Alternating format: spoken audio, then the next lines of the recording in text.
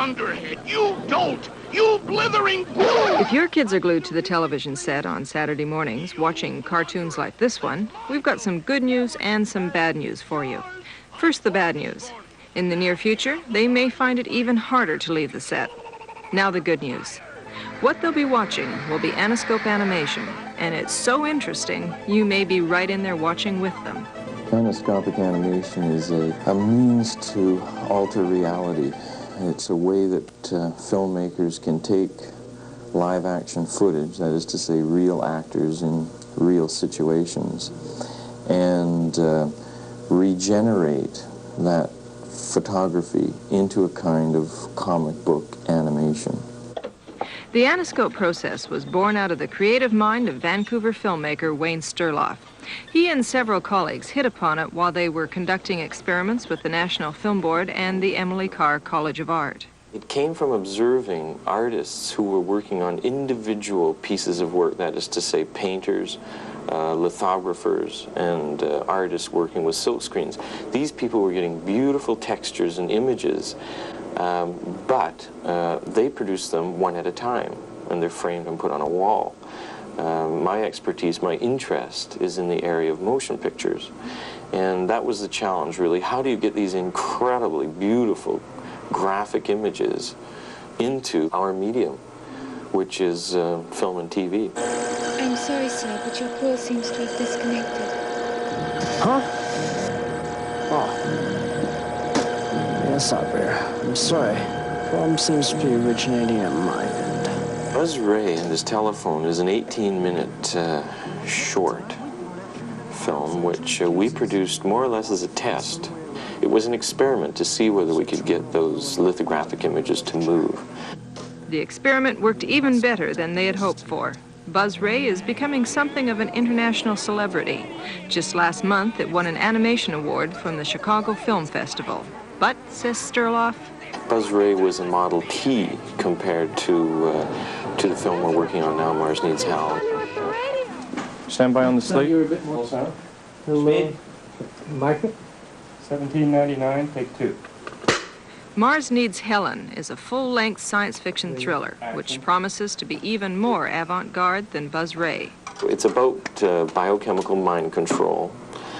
It's an attempt by the bad people to gain massive power so they can control the good people. While full production on the movie won't begin until spring, several test scenes were filmed last summer to fine-tune the technique. We look forward to the feature because our artists, the people on our staff, have been able to design the script for the aniscopic process. It really is going to show filmmakers all over the world this new tool that we're going to be making available to them very shortly.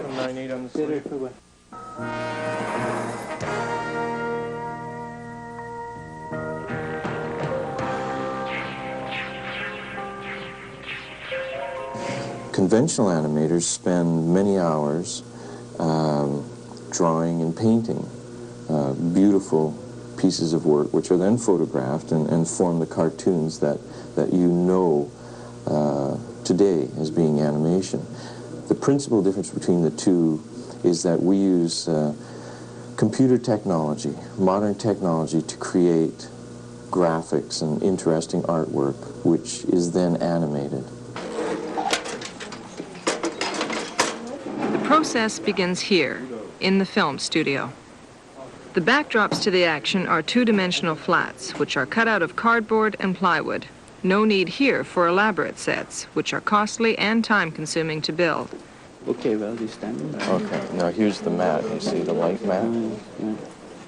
That's what'll give you your hard edge. The scene is lit with heavily gelled, brightly colored lights. The actor's makeup, exaggerated. Everything is designed to create a surrealistic atmosphere, even at this initial stage. The whole thing is photographed just as you would photograph any normal motion picture production. We take that live action, which is recorded at 24 frames per second, 24 shots per second, and we alter it. Okay, we action hour. destroy that reality and regenerate a new one on paper. We create artwork. It's at this next step that computers and modern technology enter the picture. Sterloff designed and is having built a complex image synthesizer, which really is the key to the whole process. Okay, so we put the 16 mil into the film transfer. Yes. It's nice and snug. And then we'll be able to locate at any place. Right. They call it an Aniscope, and its function is to take the film with its 24 frames and select just one of them. Then, with the help of a computer and a sophisticated photocopier, that individual frame is turned into artwork. What we're doing at this point really is beginning to regenerate that image. We're taking reality and we're now going to put it onto pieces of paper, turn it into artwork. The way we do that is using light, color, and filters, basically. We have a 3-color separation,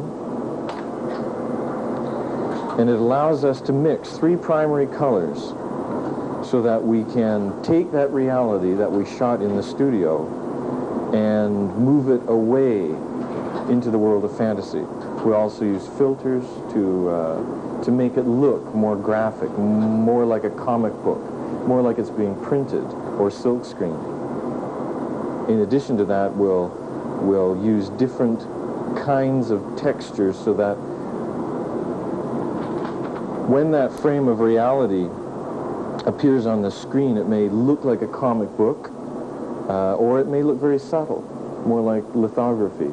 It really depends on the creative input of the filmmaker, of the art department. How far out do they want this image to go? Now they just have to make those images move. Once again, modern technology plays an important role. Automated animation stands are becoming more and more popular. We're very fortunate to have designed one which is at the leading edge of animation, completely computerized using DC stepper motors. It allows us to bring this artwork that we've generated back into real time, back into sync, back into 24 frames a second.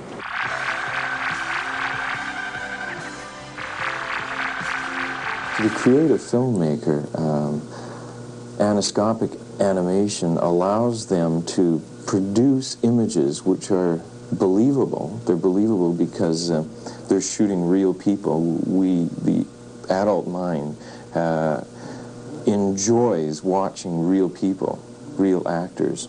So it allows the filmmaker to continue with that believability and yet have a very graphic form of art. Sterloff sees a great potential for Aniscope in the feature film market, commercials, and, of course, kids' cartoons. And not just for aesthetic reasons. Cost is a major consideration.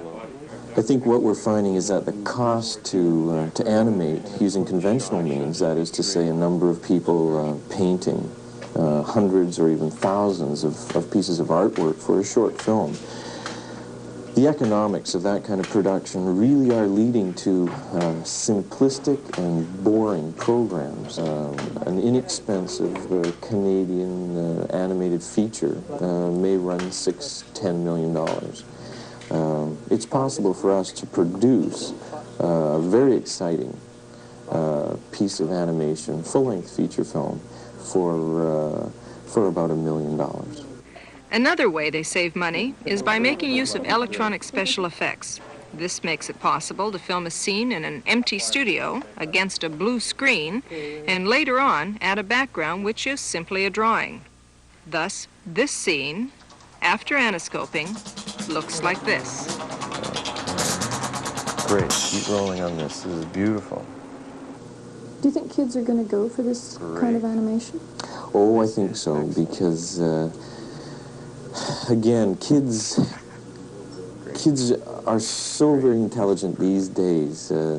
They too are becoming more sophisticated in the kind of stories that they enjoy, the kind of realities that they'll give their minds to on Saturday morning.